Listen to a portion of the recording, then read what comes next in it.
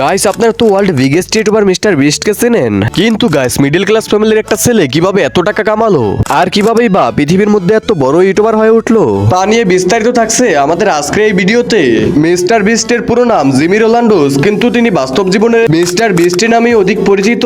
Mister বিস্টের YouTube যাত্রা শুরু হয় 2013 সালে। তখন তিনি গেমিং ভিডিও বানাতেন, কিন্তু 2017 সালে তিনি এক আজব কাজ করলেন। তিনি একটা 24 ঘন্টা ধরে সংখ্যা গুনতে লাগলেন। ভিডিওটি সামাজিক যোগাযোগ মাধ্যমে প্রচুর ভাইরাল হয়ে যায় এবং সেখান থেকে শুরু হয় তার উত্থান। এবার তো মিস্টার বিস্ট চমকে দিল পুরো পৃথিবীকে, কিন্তু কিভাবে?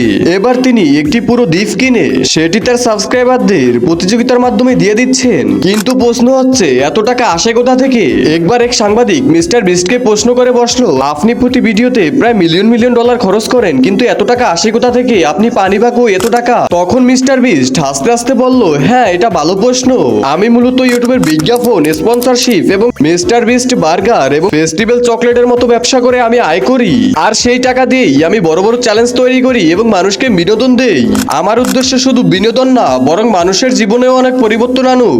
আর এভাবেই সবচেয়ে বড় দানশীল ব্যক্তি হয়ে উঠেছেন মিস্টার বিস্ট। মিস্টার বিস্ট আরো বলেন, আমি 2012 সালে ছোট্ট একটি রুমে আর পুরনো একটি ল্যাপটপের মাধ্যমে আমি আমার প্রথম ভিডিও আপলোড দেই।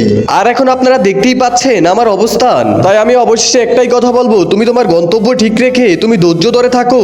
সফলতা এমনি এমনি আসেই তোমার কাছে ধরা দিবে। তো দর্শক বন্ধুরা, এই ছিল আমাদের আজকের ভিডিওটি ভালো লাগলে ভিডিওতে একটি লাইক দিয়ে চ্যানেলটি সাবস্ক্রাইব করে দিন।